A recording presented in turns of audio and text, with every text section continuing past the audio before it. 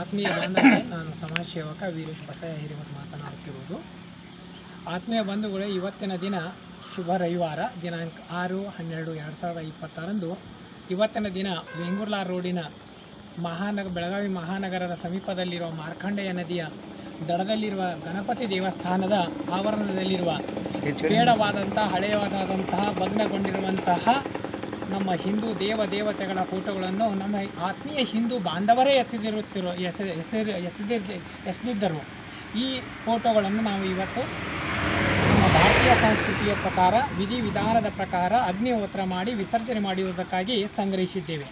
ಮತ್ತು ಈ ಕಾರ್ಯದಲ್ಲಿ ನನಗೆ ಸಹಕರಿಸಿದ ಈ ಭಾಗದ ಸಮಾಜ ಸೇವಕರು ಮತ್ತು ನನ್ನ ಆತ್ಮೀಯ ಮಿತ್ರರಾದ ರವಿ ಕೋಕಿತ್ಕರ್ ಅಣ್ಣ ಕೂಡ ಇವತ್ತು ಬಂದು ನನಗೆ ಸಹಕರಿಸಿದರು. ಮತ್ತು ಇವತ್ತು ಸರ್ವಮೋಕ್ಷ ಫೌಂಡೇಶನದ ಅಡಿಯಲ್ಲಿ ನಾವು ಈ ಕಾರ್ಯವನ್ನು ಮಾಡುತ್ತಿದ್ದೇವೆ.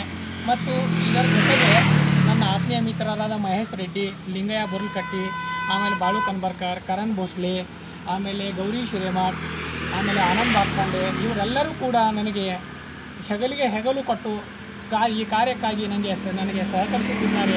ಅದಕ್ಕಾಗಿ ನಾನು ಅವರೆಲ್ಲರಿಗೂ ದೇವರು ಒಳ್ಳೆಯದನ್ನು ಮಾಡಲೆಂದು ಪ್ರಾರ್ಥಿಸುತ್ತಿದ್ದೇನೆ. ಮತ್ತು ಇದೇ ಪ್ರಕಾರ ನನಗೆ ಇನ್ನು ಮುಂದೆಯೂ ಅವರು ಸಹಕರಿಸಬೇಕೆಂದು ಕೂಡ